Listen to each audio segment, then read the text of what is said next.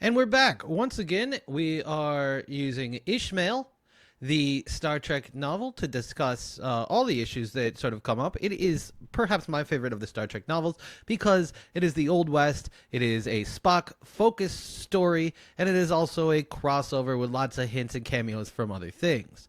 We are in Chapter 15, and in Chapter 15, we're back on a starbase. Now, the starbase is not part of the Federation, it is an independent starbase. I don't think that the Federation's lines were as clearly established in the frontier era of Kirk, especially in the novels. So what we have is basically an old West fort in space, while in Spock's timeline, he's actually in the Old West in Seattle. But we've left Spock for now, and now we're with Captain Kirk, who's being called Jamie by Captain Kellogg, which probably hints at something there, because after all, Kirk has romantic tension with pretty much everybody, if you really think about it.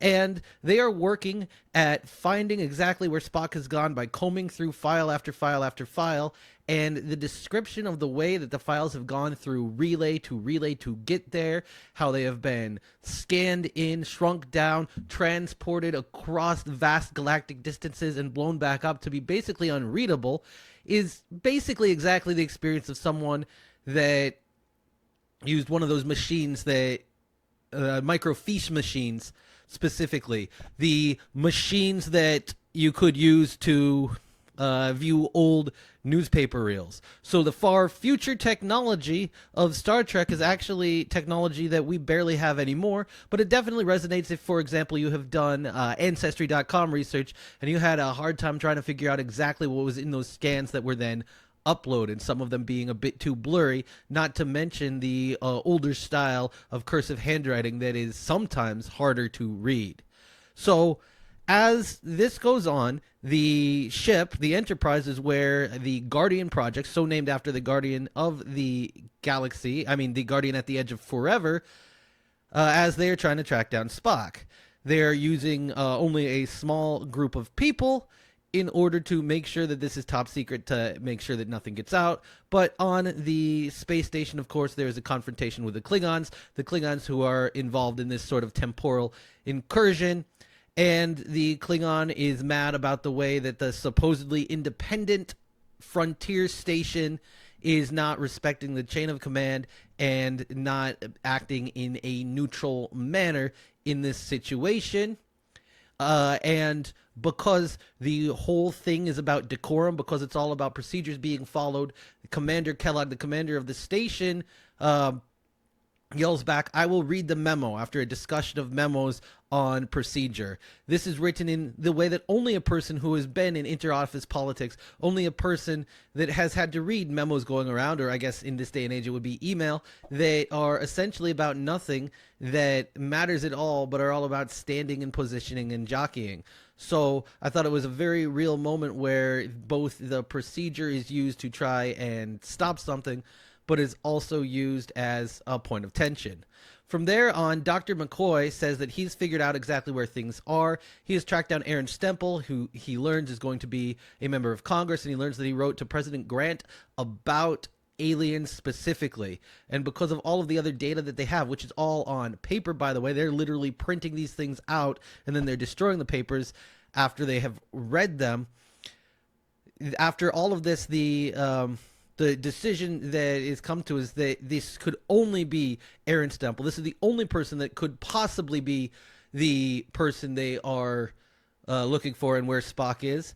And the chapter ends on a discussion of whether it's weird that a person in the Victorian age would think about aliens at all. And it's pointed out that H.G. Wells was a Victorian, and that seems to be justification enough for them to know that they are on the right track. So now we finally have the last piece of the puzzle, at least the last piece of the puzzle as to where Spock is and how they're going to get there. Obviously, they're going to have to go back to a specific date, and they're going to have to retrieve Spock while dealing with the Klingon/Carsid incursion.